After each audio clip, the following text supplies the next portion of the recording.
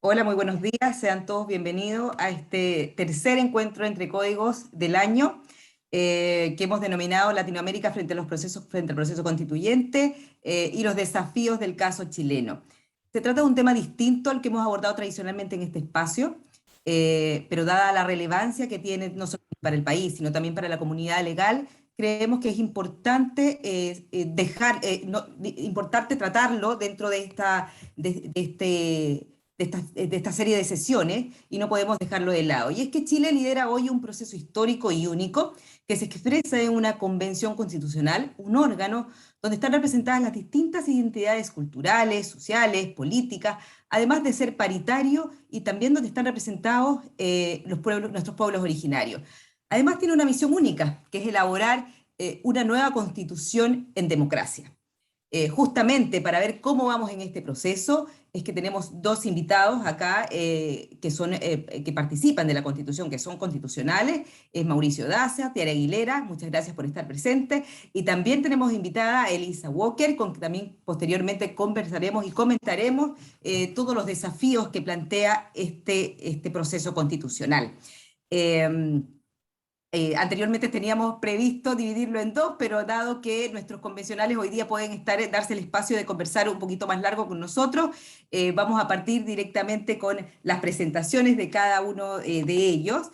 Eh, Voy a contarles que vamos a partir por Mauricio Daza, presentarlo un poquito. Él es abogado, constituyente por el Distrito 28, magíster en Derecho Penal y Procesal Penal de la Universidad Diego Portales, posgraduado del programa de litigación penal avanzada en la AU Washington College of Law, egresado del programa de magíster en Derecho de la Universidad de Chile. También es candidato a máster en razonamiento probatorio de la Universidad de Girona y la Universidad de Génova. Se ha especializado en litigación penal, y ahora va a proceder a contarnos un poco, Mauricio, de los desafíos que se plantea la convención y un poquito también cuéntanos en el momento actual en que se encuentran y cómo proyectas que vengan las próximas etapas y los principales desafíos que se plantean para las próximas etapas. Bienvenido, Mauricio, muy buenos días.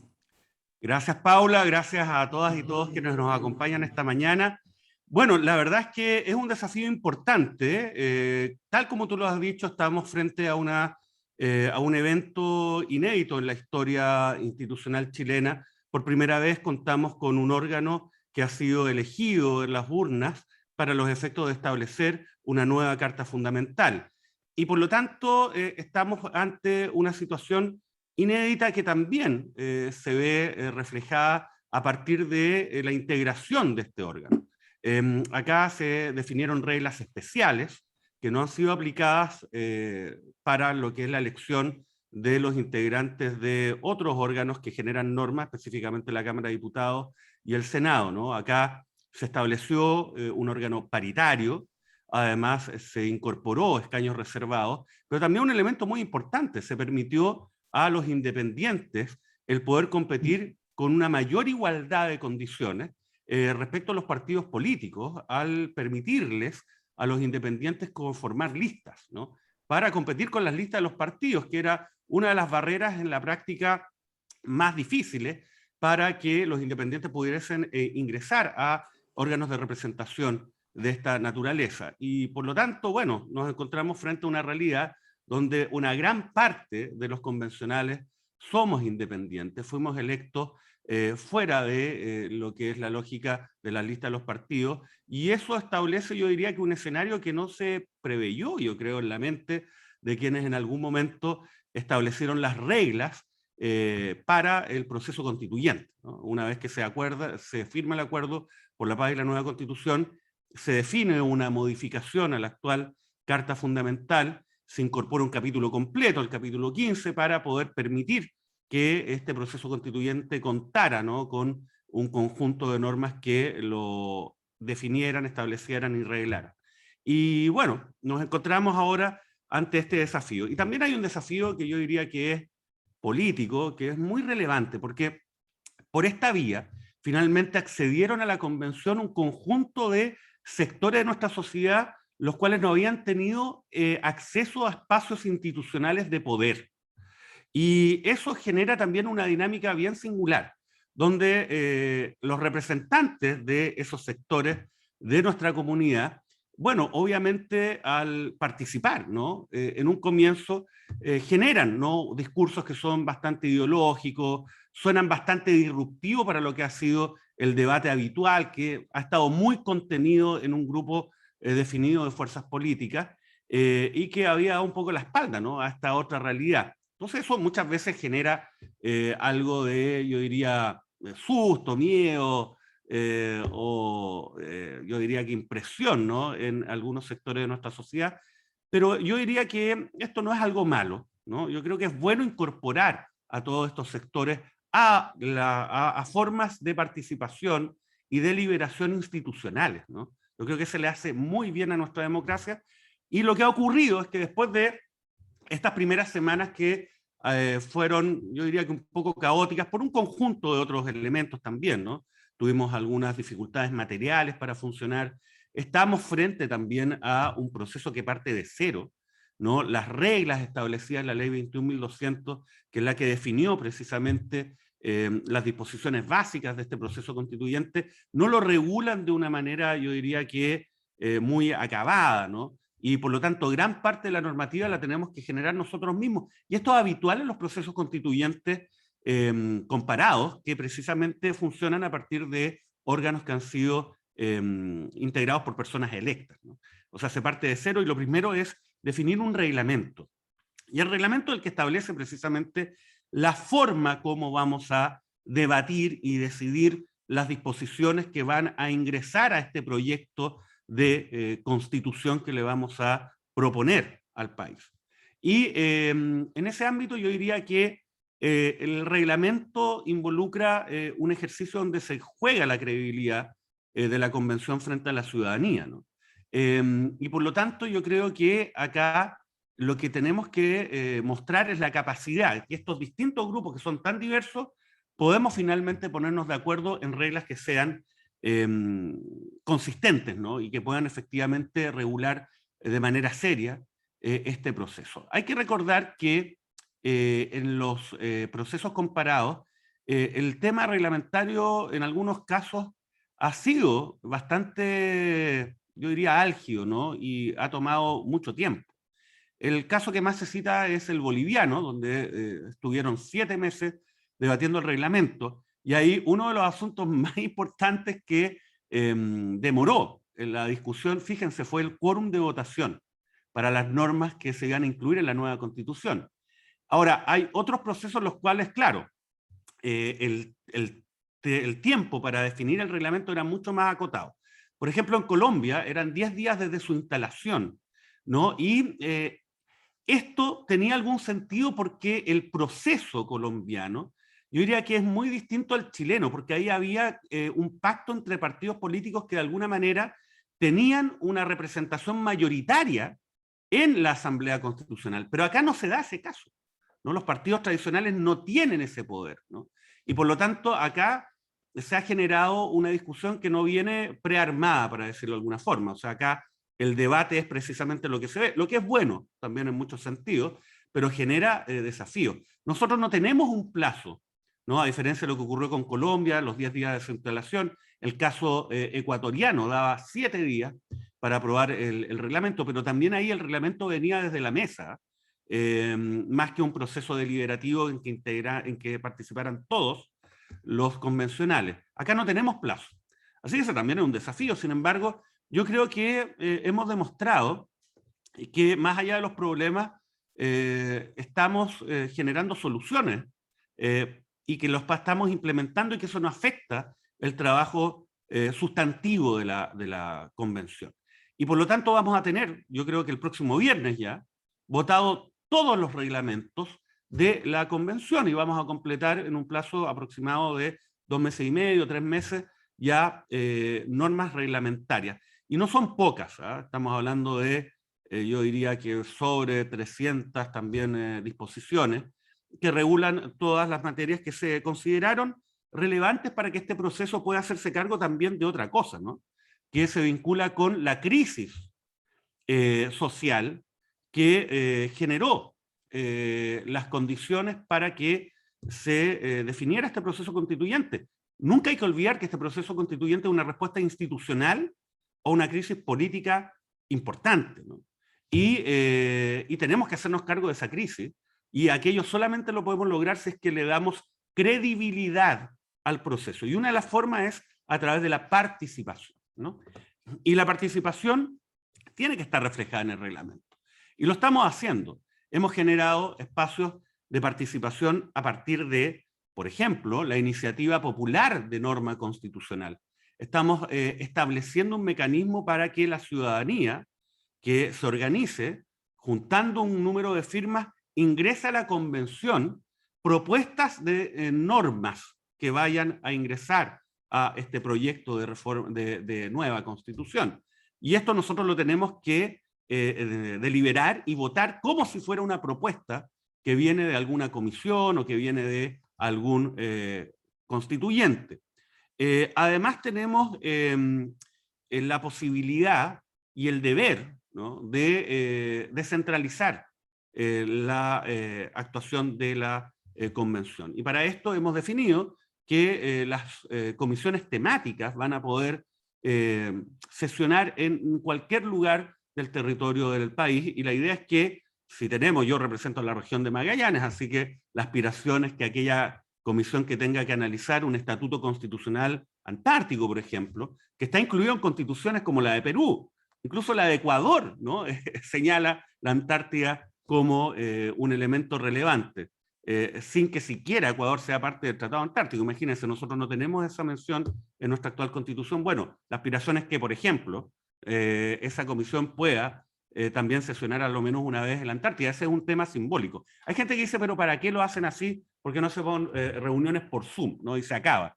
Eso no es entender que el proceso constituyente tiene un elemento simbólico muy importante, y que también hay muchos sectores que yo diría que han sido un poco dejados de lado en el debate público, ¿no? En lo que tiene que ver con el diseño e implementación de políticas públicas a todo nivel, que son aquellas personas que viven en sectores más aislados, donde hay una brecha digital, donde no hay un acceso a Internet que sea de calidad. Entonces esas son barreras materiales que tenemos que de alguna manera hacernos cargo por esta vía, ¿no? Ahora, hay otras definiciones que son importantes. Tú, Paula, me avisas cuando me pasa, no puse el cronómetro, pero estoy tratando de ser No, dale nomás. sintético en Sí, esto. pues estás haciendo una buena síntesis, así que te dejo nomás. Y dale.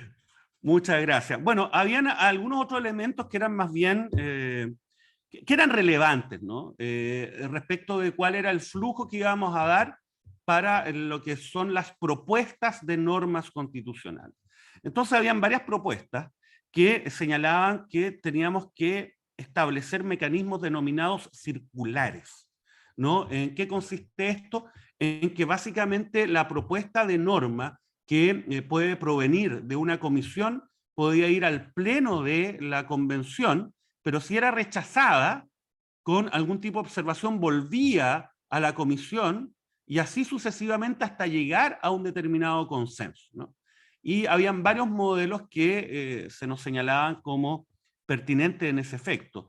Y había otra definición que eran modelos lineales, ¿no? Donde básicamente esto va por etapas, ¿no? Armamos comisiones temáticas. Esas comisiones temáticas tienen la posibilidad de generar subcomisiones. Entonces, el debate iría de esta forma. Hay una subcomisión que analiza propuestas, después la comisión en pleno analiza las propuestas de las subcomisiones, es una instancia de armonización también aquella, y la propuesta de las comisiones temáticas, que recoge además el debate de las subcomisiones y los define, ¿no?, sube al pleno, ¿no? Y en el pleno hay un espacio también para los efectos de generar un nuevo debate, y ahí se clausura y se define si es que una norma va a ingresar o no a esta propuesta. Finalmente se definió un modelo lineal, no circular, ¿no? Y además, en este contexto, hay iniciativas que pretenden también incorporar elementos de participación ciudadana en este flujo, ¿ya? Y estos son los denominados plebiscitos dirimentes, ¿ya? que va a ser una materia objeto de debate intenso probablemente el día de hoy o ya el día lunes, ¿no? Los plebiscitos dirimentes, claro, tienen algunos problemas. Yo diría que el principal problema es que no contamos con las atribuciones para obligar a ningún otro órgano del Estado para poder implementar estos plebiscitos dirimentes. Entonces, el problema es que estos plebiscitos solamente podrían generarse a partir de acuerdos que llegue la convención, pero los plebiscitos dirimentes no tienen un sentido en términos de generar una participación que le dé legitimidad y credibilidad al proceso si es que no cumple con ciertas garantías, ¿no? Y esas garantías tienen que ser a lo menos las mismas garantías del proceso electoral donde nosotros accedimos, ¿no?, a la convención. Y para aquello se requiere la intervención del CERVEL, ¿no? Y el CERVEL la verdad es que no está obligado, sin duda no está obligado, y creo que de hecho no puede, ¿no?, por sí mismo ejecutar alguna disposición que nosotros señalemos. Por eso es que la propuesta también de plebiscito dirimente que se está debatiendo viene con una letra chica, para decirlo de alguna forma, ¿no?, que dice que finalmente para ejecutarlo se requieren los cambios normativos pertinentes. Lo que a mí no me satisface mucho, la verdad, porque para incluirlo en un reglamento, ¿no?, uno pretende que estas normas puedan ser ejecutables, ¿no?, o si no, no tiene el carácter de norma jurídica, ¿no?, incluso se va desperfilando. Pero ese va a ser un debate relevante. Ahora, en este contexto, y solamente para terminar, está el debate de los quórums, ¿eh? Ese que también es bastante álgido, ¿no? Y acá existen, yo diría que dos temas, ¿no? El primero es que podemos modificar el quórum establecido en la ley 21.200 que incorporó este capítulo 15 a la Constitución. Ahí se definió que tanto las normas que vayan al proyecto de constitución como las normas reglamentarias que definen la forma en que se votan esas disposiciones tienen que ser aprobadas por 2/3 de los convencionales en ejercicio. O sea, tienen que ser aprobados finalmente por 103 personas. Ese también va a ser otro debate, ¿eh?, porque los 2/3 son 103,33. Entonces hay quienes dicen, no, pues eso significa que tienen que ser 104 o 103. Bueno, y ese otro debate que hoy día no se ve, pero acuérdense de mí, lo vamos a tener.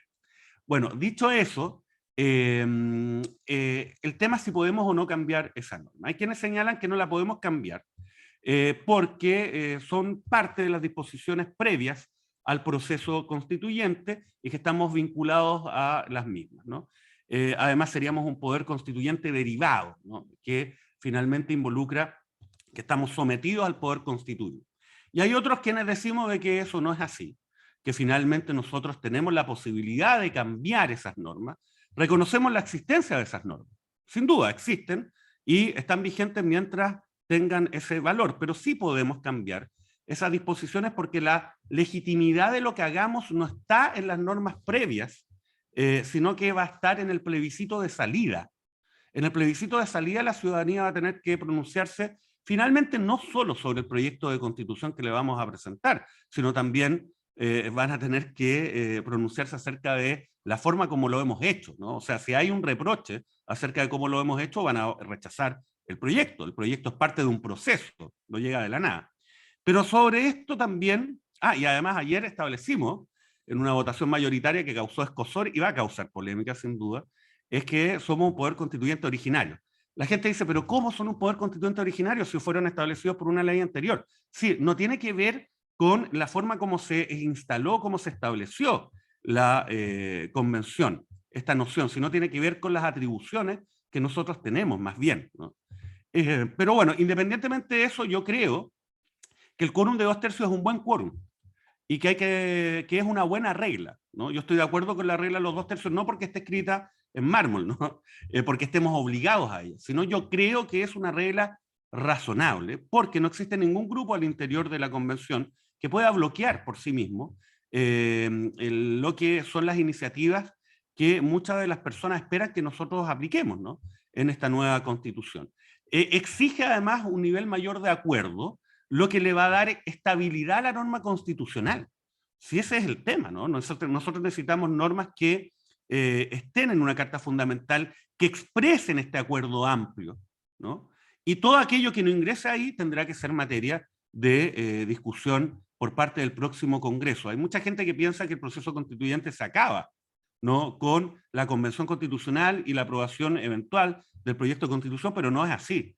En muchos sentidos comienza, porque varios de los temas que van a estar incluidos en la nueva Constitución van a tener que ser bajados a través de la ley, ¿no? Y esto va a ser materia de un nuevo Congreso Nacional cuyas características tenemos que definir también nosotros. Y también hay un desarrollo, ¿no?, a partir de lo que es la dogmática, a partir de lo que es la jurisprudencia que se va a generar desde el sistema de justicia constitucional que definamos. Entonces es algo vivo que va desarrollándose. Así que hay que ver, eso se va a resolver hoy día o el lunes. Hay gente que piensa de que el mejor quórum son 3/5. No sé en qué posición estará Tiare, supongo que Bueno, ya los le vamos a 3/5. preguntar ahora. Pero bueno, a lo que voy, y para finalizar solamente con una breve reflexión, yo estoy muy optimista acerca del proceso. He hablado con personas de todos los sectores, aunque esto no se ve públicamente, hay amplios acuerdos acerca de la necesidad de profundizar y perfeccionar nuestra democracia, hacer reformas importantes a la manera como se organiza el Estado, establecer un nuevo rol distinto al subsidiario del Estado, avanzar en desconcentración y descentralización política y administrativa. Por lo tanto, yo creo que se van a ir dando cuenta con el paso de los meses de que vamos a estar generando normas razonables, ojo, razonables, y ya lo estamos demostrando con el reglamento, que van a llevar a un buen pie a este proceso constituyente. Muchas gracias. Gracias a ti, Mauricio. La verdad es que tienen grandes desafíos por ese lado y todos los focos y todas las luces puestas sobre ustedes también. Tiare, vamos a ir contigo. Voy a hacer una breve presentación. Ella también es abogado, constituyente por el Distrito 7. Estudió en la Universidad Nacional Andrés Bello, donde se licenció en Derecho, y más tarde asistió a la Universidad de Wuhan, donde recibió un máster en Derecho Público Internacional. Actualmente ella es también una de las vicepresidentas adjuntas de la Convención Constitucional. Tiare, vamos contigo entonces. Cuéntame si de repente quieres complementar un poco respecto de los desafíos que Mauricio enumeró, o si quieres añadir algo más respecto por ejemplo, la última frase final que dijo Mauricio respecto de por qué posición te inclinas más respecto de los quórums, que es sin duda hoy el punto que más atención suscita en la opinión pública en general. Yorana Corúa y Yorana Paula. Yorana. Bueno, primero agradecer la invitación. Yo sabía que tenía que partir con Mauricio. Fue una muy buena síntesis de lo que ha ocurrido hasta el momento. Llevamos un poquito más de 2 meses y fue un buen resumen. O sea, yo creo que estamos en un muy buen escenario para poder redactar una nueva constitución. Crisis climática, crisis sanitaria, crisis social, recesión económica, incorporación de escaños reservados, incorporación de la paridad por primera vez. Entonces yo creo que son en democracia. Sin duda son múltiples factores que han complejizado de alguna forma el trabajo, pero que al mismo tiempo es una tremenda oportunidad de poder abordar estos temas en la nueva Constitución. Y yo lo digo especialmente porque yo represento al pueblo Rapanui en los escaños reservados. Nosotros vivimos un proceso muy interesantísimo a nivel local primero de entrar al debate cuando se estaban discutiendo los escaños. Fueron las autoridades locales quienes estuvieron ahí siguiendo el proceso. Nosotros en su momento estuvimos apostando por 2 escaños. Sin embargo, finalmente se decidió solo uno por razones poblacionales. Somos un pueblo muy pequeño. Y también fue un tremendo desafío para incorporarse, porque efectivamente lo que dice Mauricio es cierto. O sea, son grupos que han estado fuera de las esferas de poder por mucho tiempo, y eso se nota en este proceso constituyente. Se nota porque también se incorporan los independientes. Yo además soy independiente.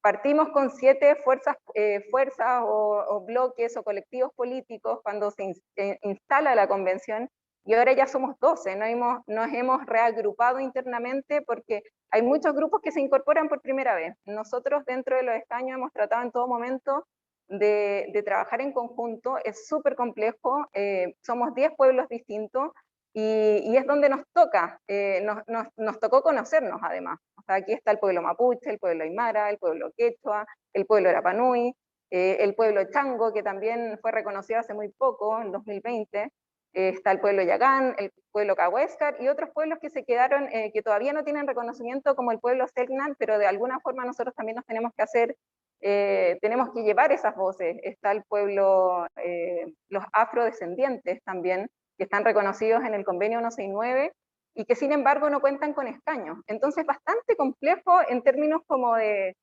cómo se constituyen estos escaños, de cuáles fueron los cupos que finalmente se asignaron y por ejemplo, el pueblo mapuche tiene 7 escaños versus el pueblo Rapanui que tiene solo 1. Entonces ha sido como una forma muy interesante cómo nos hemos podido como, organizar internamente y desde los escaños poder participar.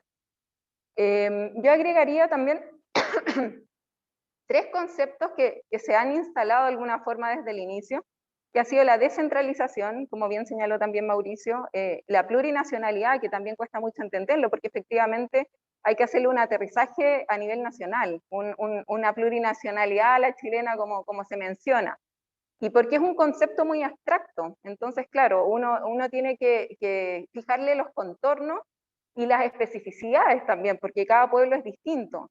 Y también está la equidad de género, que es algo que también lo vislumbramos desde el primer día de la instalación, por la paridad precisamente, y la incorporación de los independientes. Y esto ha sido, de alguna forma, transversal a todo el proceso. Lo hemos visto, por ejemplo, en la incorporación de escaños reservados, no solamente para poder participar en el proceso constituyente, sino que una vez que se conforman las comisiones transitorias, que son finalmente 8 las que se figuran, reservar estos escaños en las distintas comisiones y además en la mesa directiva, y por eso yo formo parte de la mesa directiva. Y son, como bien también señaló Mauricio, hay mucha gente que de alguna forma es muy reticente a estos conceptos porque es por primera vez que empezamos a discutirlo. Y para nosotros como escaños reservados es primera vez que participamos activamente con derecho a voz y voto en un proceso tan relevante. El pueblo de Rapanui no hubiese tenido opción de participar en esta convención si hubiésemos ido solamente como candidatos distritales, por ejemplo.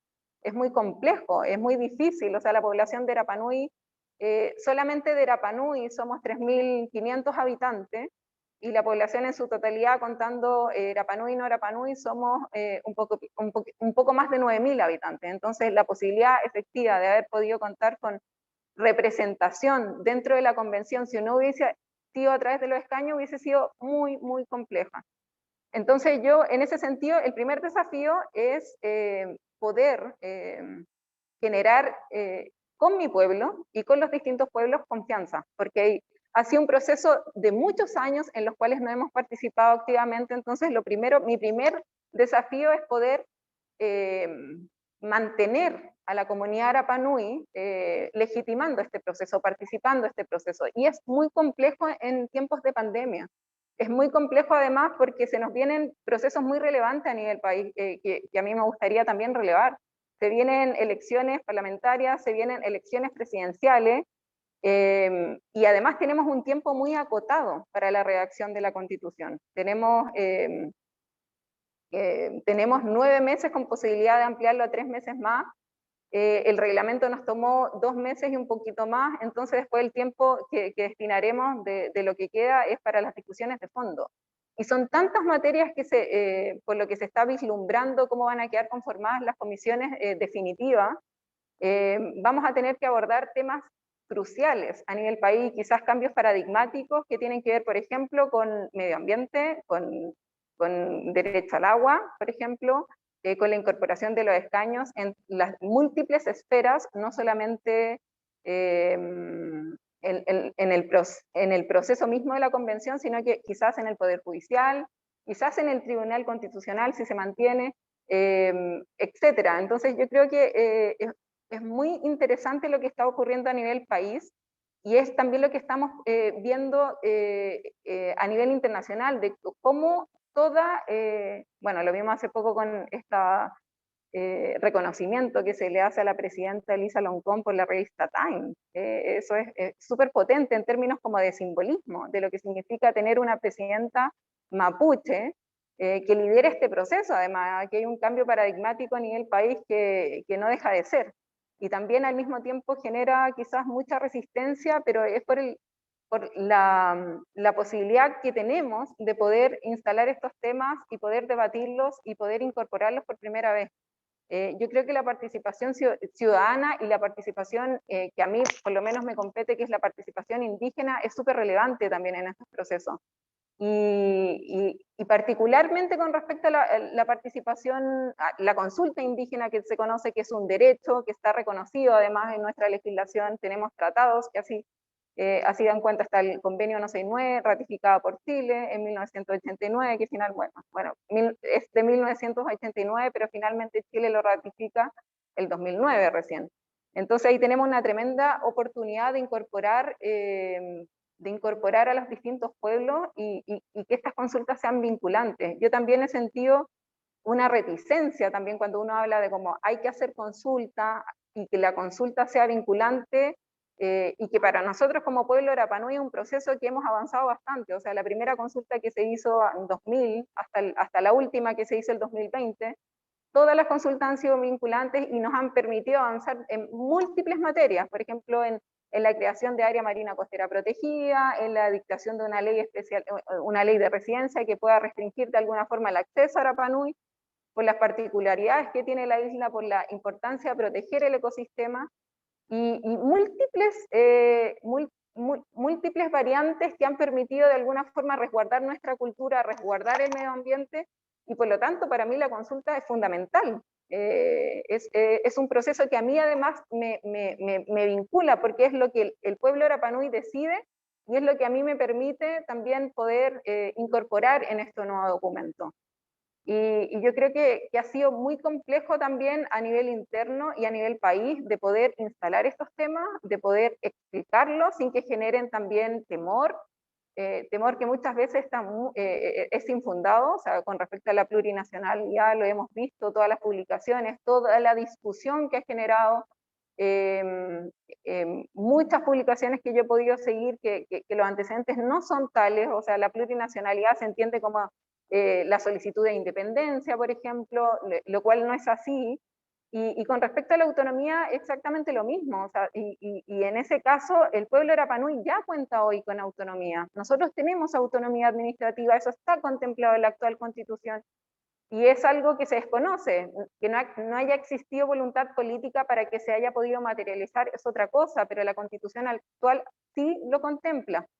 Por lo tanto, son temas que podemos avanzar y profundizar, y yo en ese sentido creo que con la incorporación de grupos que han sido tradicionalmente excluidos, se va a enriquecer el debate, con los independientes también se va a enriquecer el debate, porque nosotros vamos a incorporar derechos, quizás no solamente el reconocimiento que hubiese sido formal del reconocimiento de los pueblos originarios, sino que podemos discutir una serie de derechos colectivos, por ejemplo, el reconocimiento de las lenguas. Podemos discutir más con profundidad la autonomía. Nosotros como pueblo de Rapa Nui tenemos un tremendo ejemplo que se podría quizá profundizar o replicar para otros territorios, no solamente indígenas, sino que también insulares, quizás Chiloé, quizás otros territorios insulares podrían de alguna forma seguir el ejemplo que ha tenido Rapa Nui con respecto a estos avances que han sido tan significativos para nosotros.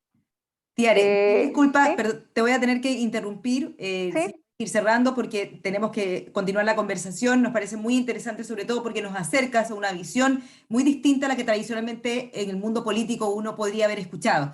Así, desde esa perspectiva también agradecemos y yo creo que solamente puede enriquecer la presencia de los pueblos originarios esta convención y lo que se discuta. Si quieres ir cerrando, dale nomás.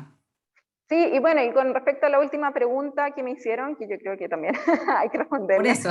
Sí, yo concuerdo con Mauricio. Yo creo que yo por lo menos creo que es una buena regla, es la que yo por lo menos conocía. No tengo intención de cambiarla. Yo creo bueno, vamos a ver cómo decanta las votaciones de aquí entre hoy día y mañana, pero yo por lo menos el quórum de 2/3 me parece bien. Creo que ya esos temores infundados de que existiría como una especie de grupo minoritario que podría de alguna forma entrabar la discusión, eso no es tal. Yo creo que en la medida en que se profundicen los temas, que podamos comprenderlos, Y ese es el objetivo, y a eso se nos mandata finalmente. Si bien yo tengo demandas que son muy particulares, también entiendo el contexto de esta convención.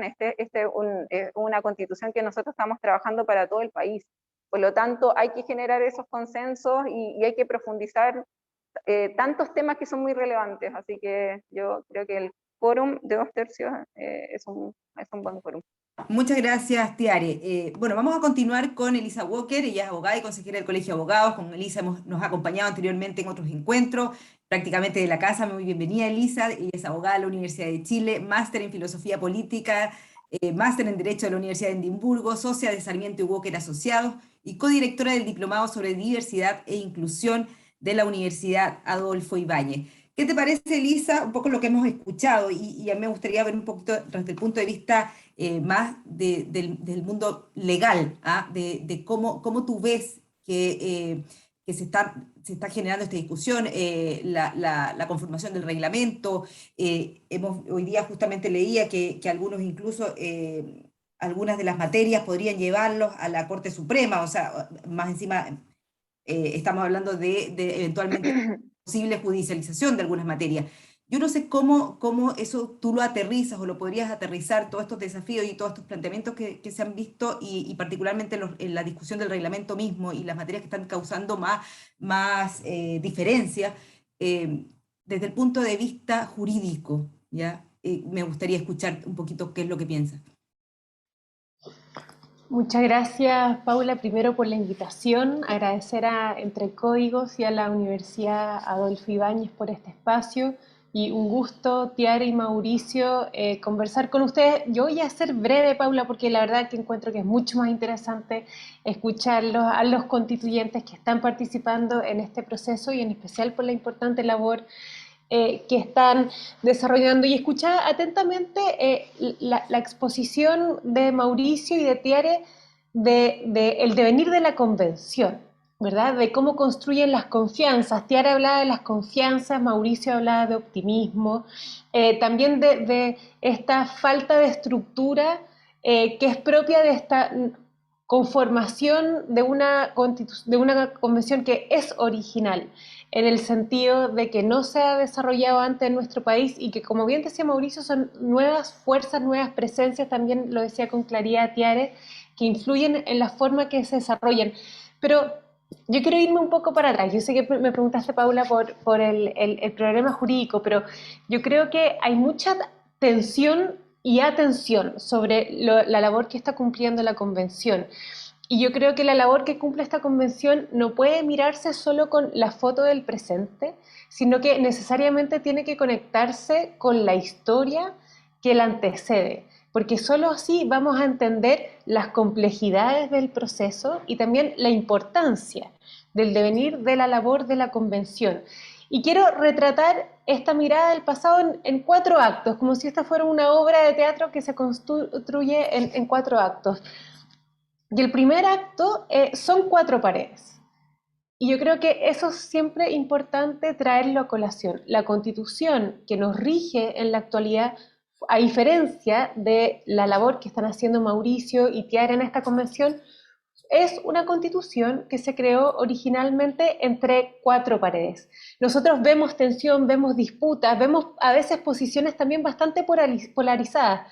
Bueno, en la Constitución actual nunca vimos eso, porque nunca fue creada con el propósito de hacer un público debate de deliberación colectiva, sino que fue creada a dedo, en silencio, resguardada de la democracia, protegida de la democracia, como si la democracia fuera una amenaza, para efectos de imponer un régimen constitucional, que son las bases fundamentales de las instituciones de nuestra sociedad. O sea, la importancia es mayúscula. Entonces, veamos el contraste, porque a pesar de todos los desafíos y limitaciones que pueda tener el proceso constituyente actual, es invaluable en cuanto a sus condiciones, en especial en contraste con la Constitución que nos rige en la actualidad. Segundo acto de esta obra de teatro: inconstitucionalidad. Inconstitucionalidad. ¿Cuántas veces escuchamos en el Congreso Nacional, ante el Tribunal Constitucional, que la inconstitucionalidad era la especie de letrero de usted no discuta esta materia, este tema es imposible. Lo escuchamos en la reforma laboral del año 2016, lo escuchamos en la reforma del CERNAC, que no fue hace tantos años atrás, lo escuchamos cuando se creó el auge y el presidente Lagos quería crear un fondo solidario para efectos de crear el sistema financiero que sostuviese el auge, y la idea de solidaridad, la respuesta era: esto es inconstitucional, ni siquiera lo meta en el proyecto de ley, porque usted sabe que se va a caer en el Tribunal Constitucional. Entonces, hay una historia más bien de resistencia a un debate de deliberación público, que contrasta absolutamente con lo que estamos viendo ahora. Tercer acto de esta obra de teatro, insisto que la historia es importante, es el estallido social. Es el año 2019. Tiare y Mauricio también lo decían, ojo, no nos olvidemos de dónde venimos. Y el estallido social creo que fue la manifestación más aguda de una desconexión entre la política y reclamos de la sociedad, que tenía una arista constitucional, no la única, ¿verdad? Yo creo que la desigualdad y el abuso eran probablemente las banderas más fuertes que se manifestaban en el estallido social. El estallido social podría haberse respondido de diversas formas, pero la respuesta creo más óptima y la que vemos en la actualidad fue una respuesta institucional. Entender que las crisis se resuelven conversando y se resuelven con reglas que nos obligan a entender cómo todos vamos a configurar y vamos a tratar de salir de esta crisis. Y eso es la Convención Constitucional. Y por eso las reglas son importantes y por eso es también importante cómo está funcionando. Entonces, el cuarto acto es esta convención que no es ajena a esta historia, porque no sabemos hacer lo que estamos haciendo, porque no lo hemos hecho antes, pero sí hay optimismo y sí están tratando de construir confianza para que esto funcione bien. Y quiero dedicarme, Paula, a destacar esto, porque hay también un afán de descalificar y destruir lo que está haciendo la convención. Mirar cada tensión como una crisis. Y las tensiones son propias de los procesos de deliberación. Y tratar de agarrar los extremos como un ejemplo de lo que es esta convención. Y yo creo que a pesar de todo el devenir, creo que queda mejor retratado en el día de la inauguración de esa convención. Yo no sé qué hizo, bueno, yo sé que hizo Mauricio y Tiare porque estaban ahí, ¿verdad? Pero el resto probablemente que estábamos mirando, para mí fue una especie de maratónica jornada donde tú estabas todas esas horas pegadas en la televisión sin saber qué iba a pasar, y yo creo que estábamos todos un poco en vela, ¿verdad? Pero a pesar de todas las tensiones, esa convención se inauguró, ustedes la constituyeron, tenemos una mesa que creo que ha funcionado bien y que permite ahora actuar y reafirmar. Yo creo que hay ciertas materias que probablemente no se deberían haber discutido. Los 2/3, yo creo que hay normas que la convención está obligada a respetar. Los 2/3, el respeto de los tratados internacionales, entender cuál es su función. Pero a pesar de eso, yo creo que sí es valorable la votación que se hizo de los 2/3, porque lo que muestra es simbiosis también entre esta estructura sobre la cual la convención tiene que trabajar, pero también el apropiarse de esta estructura por parte de los constituyentes para entender que además tiene un sentido trabajar en forma transversal y colectiva. Así es que me voy a quedar hasta aquí con mis palabras, porque insisto, creo que es mucho más interesante escuchar a Tiare y a Mauricio a mí, y agradezco, Paula, nuevamente la invitación. Gracias a ti, Elisa. Bueno, sí, continuamos conversando, Mauricio, Tiare, y invitar también a los que están dentro de la sala que pueden enviar sus preguntas a través del chat, el que está habilitado para ello, y que los vamos a ir en los próximos minutos comentando si es que hay alguna interrogante de parte de ustedes.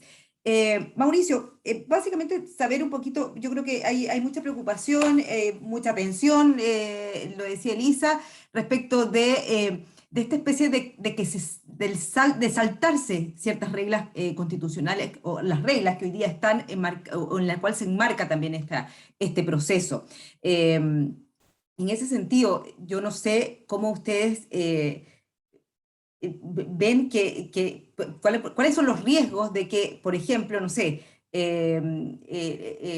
o el tema, bueno, yo creo que hay menos riesgo que en el tema del quórum de los 2/3, me parece, porque hay bastante más consenso, o al menos eso es lo que hemos visto en los últimos días respecto, pero sí respecto de, por ejemplo, materias como se zanjó ayer, el tema del reemplazo del constituyente a propósito del caso Rojas Báez.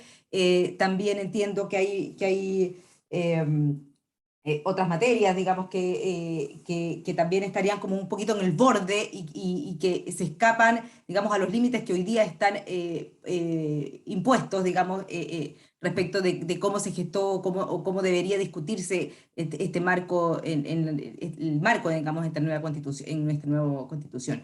No sé ahí cómo ustedes ven y cuáles son los riesgos de eso, porque, por ejemplo, hoy día leía que incluso hay posibilidades de que se lleven también estas materias a la Corte Suprema, un riesgo de judicialización también, y que de alguna manera pueda afectar la legitimidad del proceso. Bueno, a ver, yo ayer le decía a gente de Chile Vamos, ¿no? Que discutían, estaban muy alterados por esta norma, ¿no? Que aprobamos, que nos señalamos como un órgano constituyente originario. Originario, sí. Entonces yo le dije, oye, ¿pero qué prefieren? ¿Un órgano constituyente originario razonable o un órgano constituyente derivado que sea, digamos, absolutamente desquiciado, digamos? Entonces nosotros tenemos un órgano razonable. Si ese es el tema. Lo que pasa es que tenemos que analizar cuál es el resultado normativo del proceso de deliberación que realizamos, y no solamente quedarnos en las distintas iniciativas de los distintos grupos, ¿no? Y creo que esto lo hemos demostrado. Acá ha existido un conjunto de propuestas, muchas de ellas que aparecen como muy disruptivas. Pero veamos cómo les ha ido a esas propuestas, ¿no? Y ya lo estamos viendo en la votación que empezamos a hacer el día de ayer. Por ejemplo, había una iniciativa para eliminar o no considerar para los efectos de definir si se había alcanzado o no una determinada mayoría a las abstenciones. Sonaba bien, ¿verdad? Y esto lo vendió con mucha fuerza a ciertos grupos, ¿no? Como un signo de profundización de la democracia, pero no es así. No es así entregarle a la abstención el mismo efecto de la situación de alguien que no va y no vota. Además, en un proceso que es deliberativo, donde la carga argumentativa está en quien trata de impulsar una determinada norma, ¿no? ¿Cuál fue el resultado? Esa disposición se eliminó y las abstenciones van a regir como rigen siempre.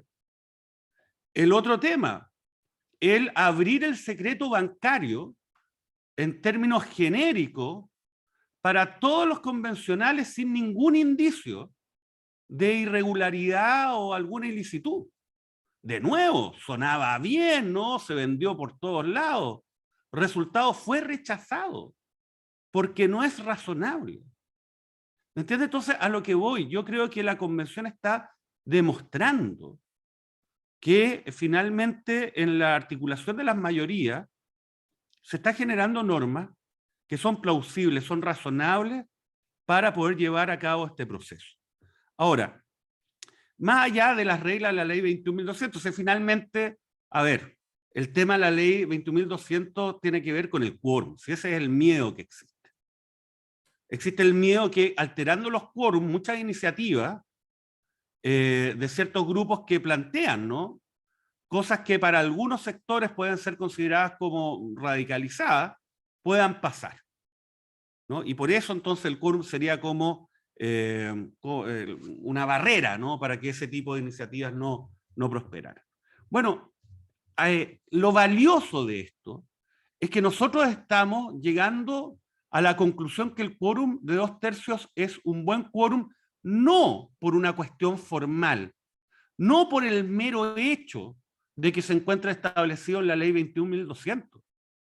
Nosotros estamos sosteniendo este quórum porque creemos que es una buena regla y eso le da más legitimidad a la regla. De hecho, tanto es así que nosotros definimos que la materia del quórum va a ser votado por mayoría simple. Imagínate, o sea, en el fondo nosotros podríamos cambiar el quórum de 2/3 por una mayoría simple. Pero aún así, yo preveo, y por lo que uno ya sabe al interior de la convención, y hay posiciones transversales como la de Tiare, la verdad que no sabía, hay varios de escaños reservados que están por cambiar los 2/3, los 2/3 a 3/5, ¿no? Pero esto es transversal y yo creo que va a haber un apoyo a esa regla y eso va a ser muy positivo porque la va a legitimar. Entonces yo no vería tanto este tema de la ley 21.200 y todo ese debate, que es interesante dogmáticamente, ¿no? Pero en términos prácticos yo creo que parte importante de esas normas, incluso parte importante de las disposiciones de la Constitución, fueron repetidas en el reglamento y han sido aprobadas, ¿no? Ahora bien, yendo más específico al tema de la renuncia, finalmente, si ese también, digámoslo derechamente, por lo que ocurrió con Rodrigo Rojas, ¿no? Bueno, la renuncia de un convencional, según la Constitución, se aplican las normas de los parlamentarios. ¿Cuál es el problema con las normas de los parlamentarios? Hay causal, que es una situación grave de salud que impida a la persona seguir en el cargo de parlamentario. Pero no tenemos órgano que lo declare, porque en el caso de los parlamentarios tiene que calificarse esta causal por el Tribunal Constitucional. Y por una parte, en la ley 21.200 no se le entregó competencia al Tribunal Constitucional respecto a la Convención y por otro lado se definió una norma que señala que ninguna otra autoridad que no sea la Corte Suprema, conociendo de un recurso de reclamación, que es para una cuestión muy específica, ¿no? Es para objetar vulneraciones formales, reglamentarias, en algún acto que se haya ejecutado por la Convención. Bueno, fuera de ese caso, ninguna autoridad tiene competencias para conocer actos relacionados con la Convención. Entonces tenemos la causal, pero no tenemos el órgano que lo declara. Entonces hay gente que dice, mire, lo que nosotros estamos haciendo en el fondo es complementar un vacío, llenar un vacío normativo. No estamos yendo en contra de la Constitución, estamos complementando la Constitución. Y respecto de el reemplazo, claro, se nos aplica la norma a los parlamentarios, pero como los parlamentarios, en las normas de elección de ellos, no existe la posibilidad de ser electo por listas de independientes, entonces es una situación que no está contemplada en esa normativa. Y nosotros establecimos normas que también, bajo la lógica que estamos llenando un vacío, sí, esta aplicación no satisface un sector. Y sí, igual se están metiendo en normas que ya fueron, o en materias que ya fueron normadas por la Constitución. Y ahí existe todo el temor de que no vaya a ser que van a ir de reclamación a la Suprema. Oye, yo también le he dicho a mucha gente, van a haber sectores que de todas maneras van a ir en algún momento al proceso de reclamación de la Suprema. Eso es inevitable. O sea, vamos a tener reclamaciones, más de una yo creo, muchas reclamaciones en la Suprema. Entonces yo no dramatizaría eso. Va a haber una reclamación, se va a resolver y punto, ¿no? Pero el temor ese atávico de decir, oiga, no hagamos esto porque van a ir de reclamación a la Suprema, no tiene sentido. Si van de reclamación a la Suprema, va a estar funcionando una parte de la institucionalidad. Así que, como te digo, yo estoy muy optimista en ese sentido. Creo que vamos a salir con un muy buen reglamento. Y finalmente, más allá de todo el ruido que hagan las distintas propuestas que se han hecho en esta materia, lo importante es el resultado. Y el resultado hasta este momento, con las 130 normas que hemos votado, ha sido bastante bueno y razonable. Justamente la pregunta apuntaba un poquito a eso, en el fondo, de que estos eventuales vicios que pueden encontrar algunos y que se judicialicen, atenten finalmente al resultado final, en el fondo, y mermen la credibilidad del proceso en general. Ese es un poco, hacia allá apunta un poco mi pregunta. Yo no sé si Mauricio tú quieres complementar o Tiare. Solamente un segundo para Sí. darle la palabra, obviamente, a Tiare, que tiene mucho que decir al respecto. Oye, finalmente, a ver, ¿cuál va a ser la legitimidad? ¿Cuál va a ser el sello de legitimidad de todo el proceso? Ni siquiera lo que nosotros hagamos no hagamos. La legitimidad del proceso va a estar determinado por el plebiscito salida. Claro. Ahí es donde nosotros, por eso, somos convencionales que estamos dentro de un proceso constituyente. Pero el verdadero constituyente finalmente es, entre comillas, el pueblo, ¿no? Que se pronuncia en un plebiscito de salida, que además con voto obligatorio y en buena hora, ¿no? Ahí va a validarse o no, no solamente el texto, sino el proceso que generó ese texto, ¿no? Entonces No, sí. ese es el punto. No, sí, de acuerdo, pero en el fondo también hay un tema de que en estos meses ya hemos visto una pérdida de confianza por parte de la ciudadanía. Entonces... Pero eso también, oye, yo no sé qué encuesta hoy día puede decir a partir de lo que ha ocurrido, no nos hagamos los ciegos, porque además acá es increíble. Hay unas encuestas que salen como oráculos de la verdad, como si no hubiera pasado nada durante los últimos procesos electorales con las encuestas. Eso también vale para la CEP, ¿ah? Ojo. Entonces, no solamente para académicos.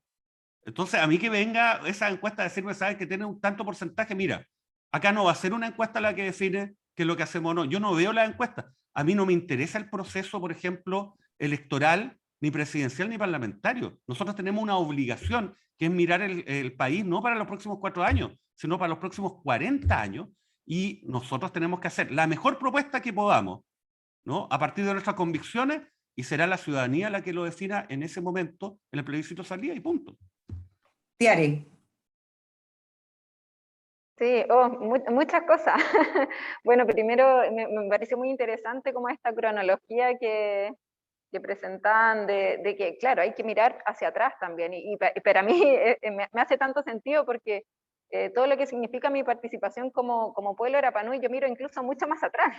Todo lo que ha significado la participación de nosotros con el Estado desde el inicio hasta el momento es muy relevante. Uno no lo tiene que perder de vista. Y con respecto a la participación, es clave. Yo, para mí es lo que más me preocupa. O sea, obviamente uno está atento a todo lo que ocurre a nivel país, pero concentrada en lo que se nos mandata, que es la convención. Pero yo constantemente informo al pueblo Arapanui, constantemente tengo que estar explicándole qué significa este proceso, en qué estamos, cuáles son qué es el quórum.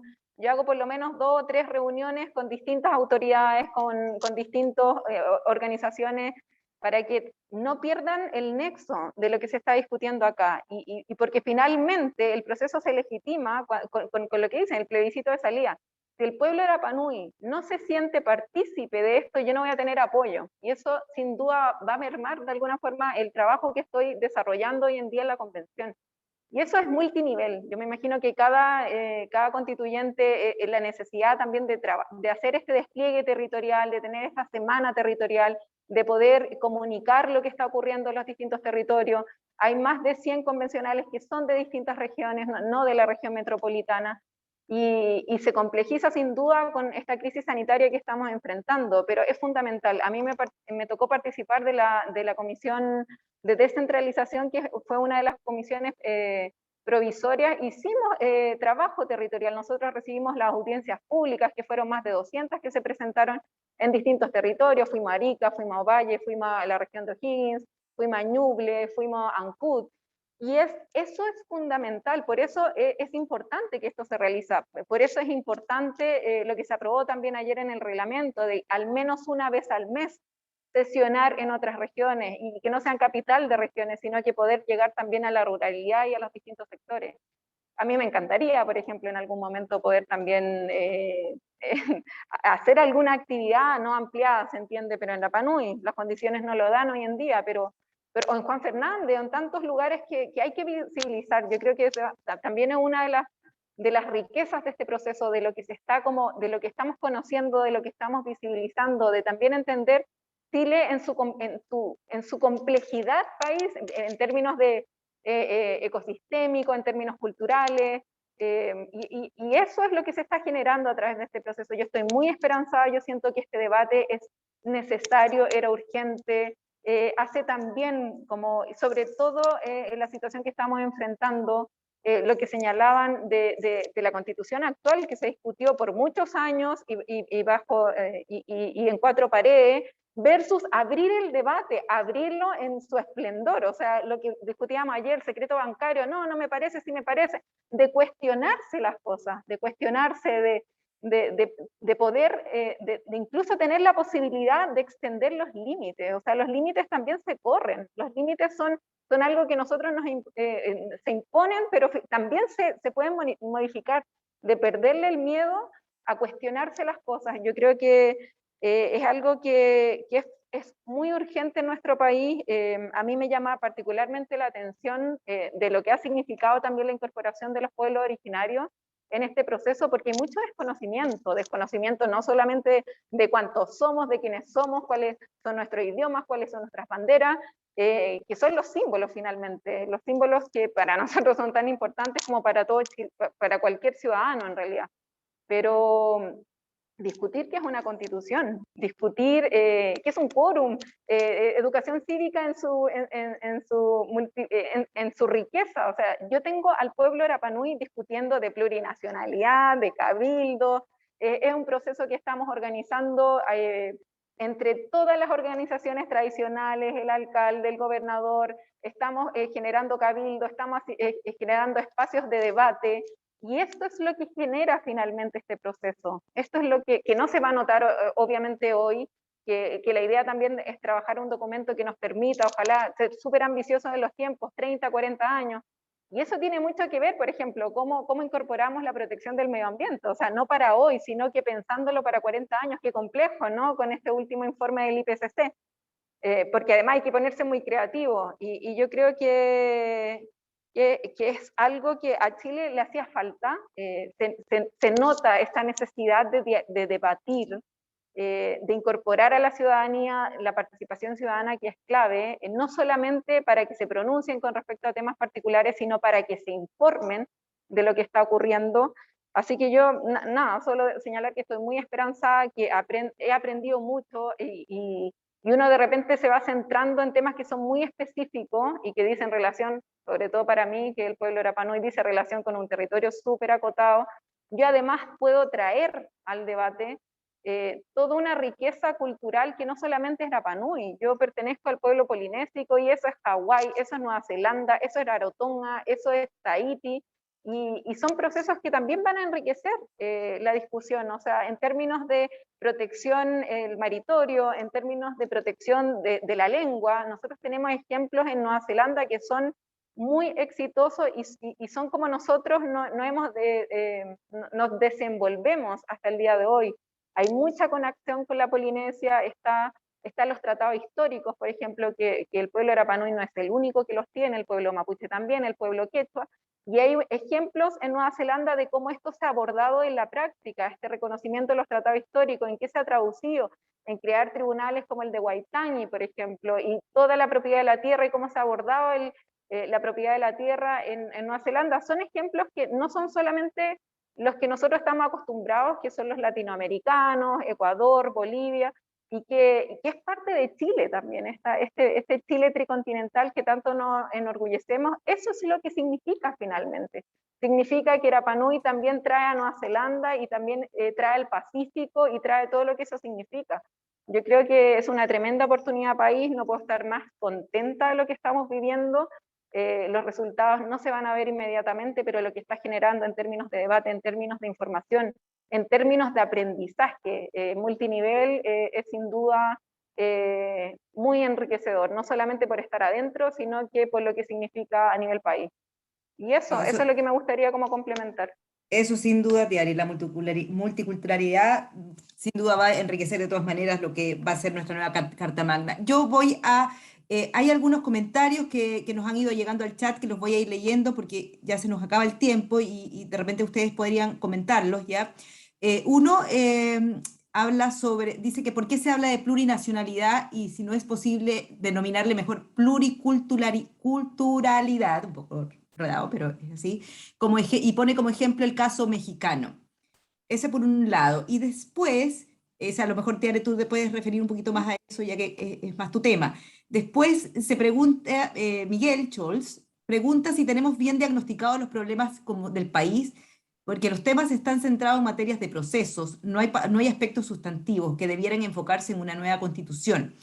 Esto es reflejo se pregunta él si esto es un reflejo de una presencia predominante del mundo legal, él, me imagino que se refiere a la constitución, a la convención, por lo que la discusión se concentra más en temas formales. Y dice si es esto compatible con una cultura o ambiente en la ciudadanía que busca esquivar las reglas establecidas, o que busca esquivar las reglas establecidas cuando no responden a las demandas emergentes. Eso. Y bueno, también preguntan cuándo estará listo el reglamento. Eso. Tiare, no sé si tú quieres responder el tema de la multiculturalidad. Había una pregunta al inicio, disculpa. A ver, puede ser que se me haya ido.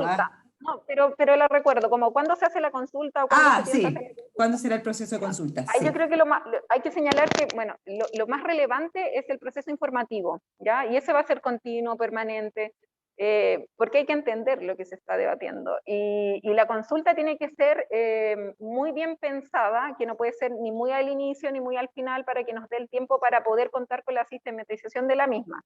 Las consultas es una, yo creo que va a ser como a la mitad del proceso, que permita informarse previamente, deliberar, poder manifestarse y después poder contar con los insumos, que la convención cuente con los insumos a tiempo, no cuando estemos terminando el proceso. Eso es muy relevante y cada consulta tiene que contemplar las particularidades de cada pueblo. Cada pueblo se les consulta de forma distinta, tienen sus procedimientos, sus autoridades, entre múltiples diferencias. Ese por un lado con respecto a la consulta. Y bueno, y de las diferencias, Latinoamérica es una buena región para ver cómo han evolucionado de alguna forma la incorporación del reconocimiento de los pueblos originarios a través de la historia, porque han sido procesos que se han llevado a cabo desde los años 80 en adelante. Entonces ahí podemos ver cuáles son las primeras constituciones, cómo se abordó asuntos que dicen relación con los pueblos originarios. Primero se parte por un multiculturalismo, como reconocer que hay distintas culturas, y después se va avanzando paulatinamente, y las últimas, que son las que siempre se mencionan, las de Ecuador y las de Bolivia, que son más ambiciosas en poder ahondar más con este reconocimiento que dice relación con la plurinacionalidad, que es la diferencia entre multiculturalidad y plurinacionalidad, en el fondo reconocer que hay distintas naciones dentro de un país, y eso tiene que ver, estas distintas naciones tienen territorios distintos, tienen lenguas distintas, tienen formas de organizaciones tradicionales, formas muy particulares, y eso es finalmente la diferencia entre reconocer distintas culturas, que es de alguna forma lo inicial, que parte de los años 80, hasta reconocer distintas naciones en un plano de igualdad. ¿Ya? Eso es muy importante, bueno, y hay múltiples variantes entre medio. Esa es un poco la diferencia. Entonces, pluriculturalidad no sería plurinacionalidad, porque estaría como en un paso previo. Pero el reconocimiento, la diferencia va en qué tanta autonomía, por ejemplo, le da a las naciones. El reconocimiento de los territorios, por ejemplo, el reconocimiento de derechos colectivos, va de menos a más, de alguna forma, para explicarlo en términos bien didácticos. Eso. Y el reglamento, bueno, el reglamento, ¿cuándo va a estar listo? Estamos en proceso de votación.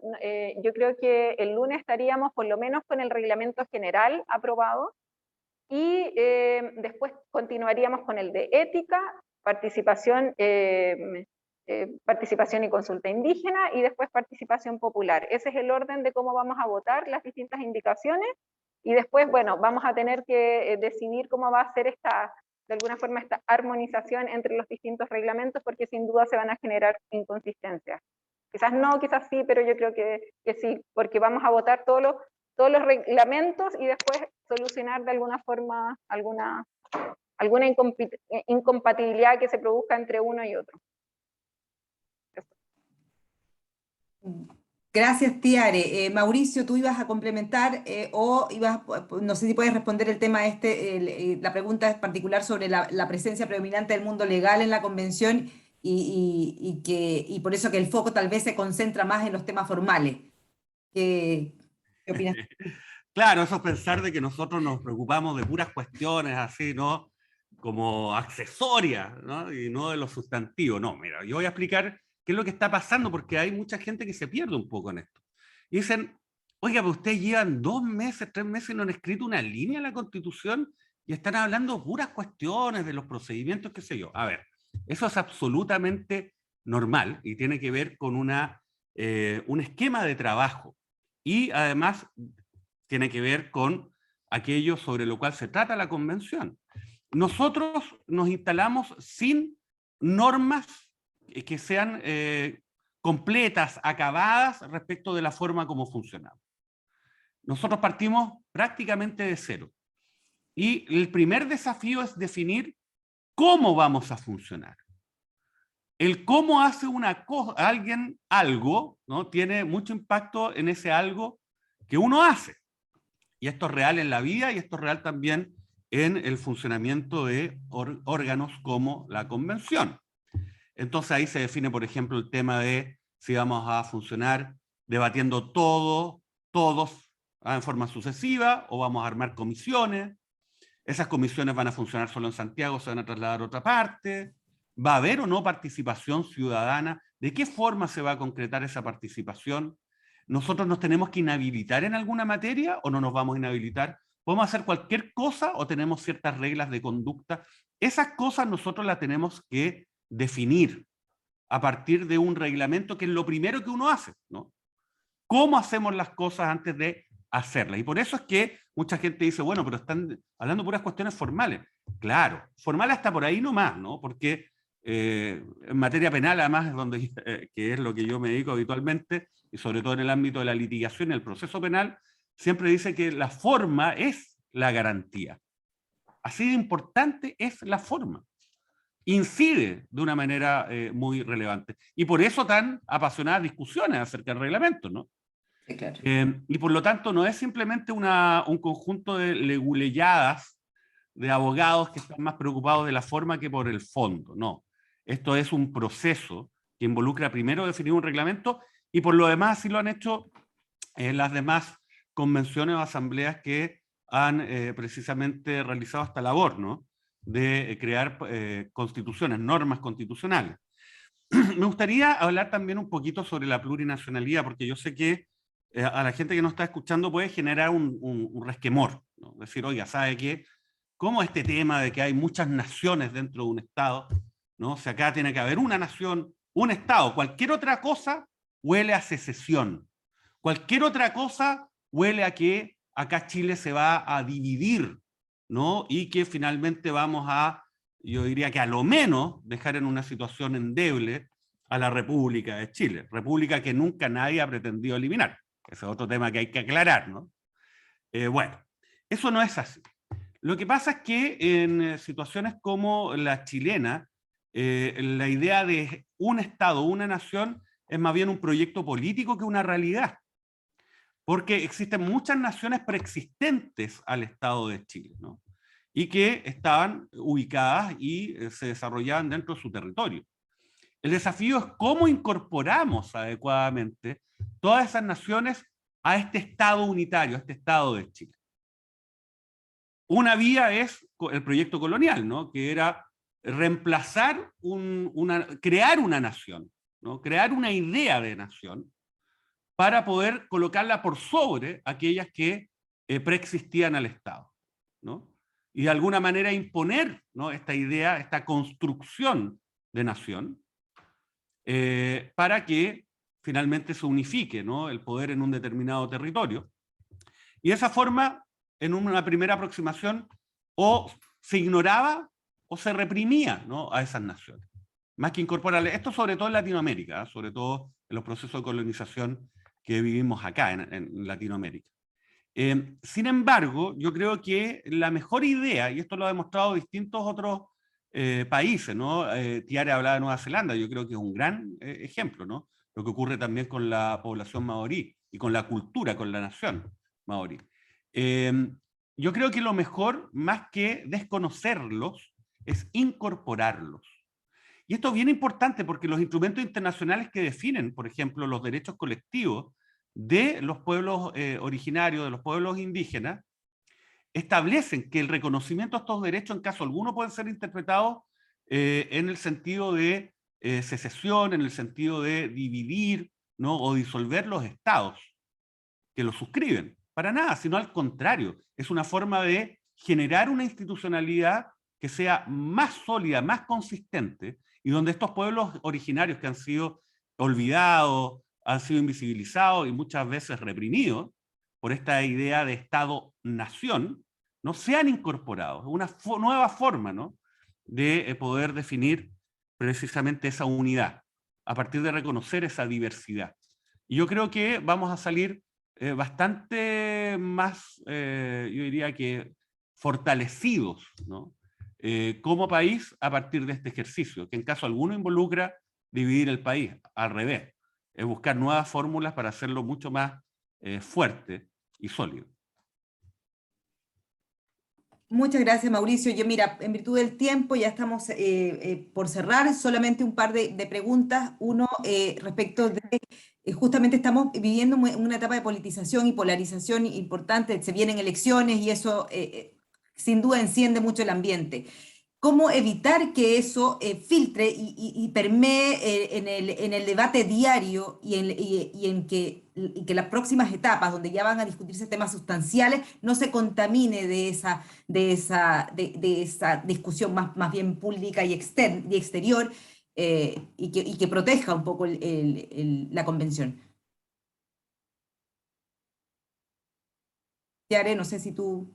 Sí, bueno, yo he sido como muy transparente en señalar en todo momento que soy independiente por la responsabilidad que significa liderar este proceso para mi pueblo. O sea, nosotros tuvimos que decidir en versus los mapuches.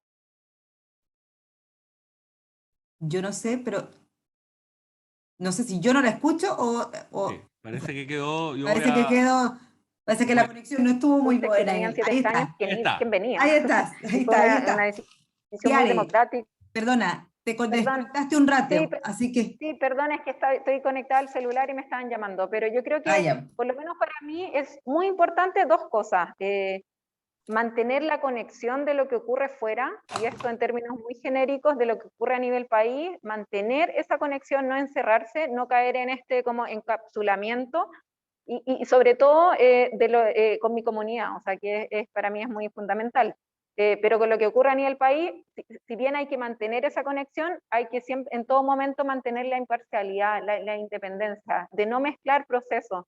Independiente que obviamente una tenga Por preferencias supuesto. y uno tenga algún candidato que sea más afín a una ofensa, etcétera, mantener esa independencia es fundamental para no mezclar procesos. Yo creo que eso se vivió al inicio, y quizás con estas lógicas de estas fuerzas políticas presentes dentro de la convención. La lista del pueblo es un buen ejemplo dentro de los independientes, que si bien estaban pensadas para, que ahora es pueblo constituyente, pero estaban pensadas para la convención y después sacan candidato presidencial, cuando uno no hace esas diferencias es cuando se producen finalmente los problemas. Yo creo que yo estoy muy abocada a lo que se me convoca, tengo una tremenda responsabilidad, al mismo tiempo un tremendo riesgo, y por lo tanto es un trabajo que hay que dedicarle todo el esfuerzo y no empezar a mezclar lo que ocurre en otros poderes del Estado. Yo creo que por lo menos para mí es una de mis máximas. Muy bien, Tiare. Mauricio. Bueno, yo también soy independiente, creo que uno de los grandes riesgos que tiene la convención es presidencializarse, existen representantes de bloques políticos que tienen candidaturas competitivas y que están en este proceso, ni hablar el tema parlamentario. Sin embargo, insisto, nosotros no podemos estar pensando en los próximos 4 años, tenemos que pensar en los próximos 40 años. La lógica de debate, la lógica de análisis y la lógica de votaciones es completamente distinta a aquella que se da en el Congreso Nacional o dentro de la vorágine de las elecciones, ¿no? Político-partidista, electoral. Pero es un riesgo real, ¿no? Y bueno, ¿qué forma tenemos de afrontarla? Primero, señalando que existe el riesgo, ¿no? Claro. Visibilizándolo. Y lo segundo es conversando con los distintos sectores, ¿no? Nosotros hemos tenido contacto con representantes de estos sectores políticos y conversamos mucho acerca de esto. Y yo creo que ellos están conscientes en general de esta materia y hasta el momento este riesgo no se ha concretado, pero bueno, todavía no empezamos con el debate de fondo. Así El es. reglamento yo creo que lo vamos a terminar la próxima semana, espero. Hoy día no sé si es que vamos a sesionar finalmente, pero eso podría, digamos, demorar un día todo. Pero como fuese, yo creo que estamos a algunos días de terminar el reglamento, de instalar las comisiones temáticas y ya empezar a debatir el fondo, los sustantivos, pero con reglas que garanticen participación, deliberación democrática, igualitaria, con respeto a todos los sectores que están representados y que llegaron a la convención a través de una votación en las urnas. Entonces, yo creo que eso es bien importante, estoy bien optimista, insisto, vean cuáles van a ser los resultados, yo creo que van a ser muy buenos, más allá de la polémica del día, del escándalo de la semana. Cuando empecemos a debatir las cosas de fondo, todo eso se va a olvidar y vamos a estar pensando en este Chile más digno y más justo que queremos construir entre todas y todos. Muy bien, Mauricio, muchísimas gracias. La verdad es que con esas últimas palabras nos quedamos porque justamente eso es lo que queremos todos.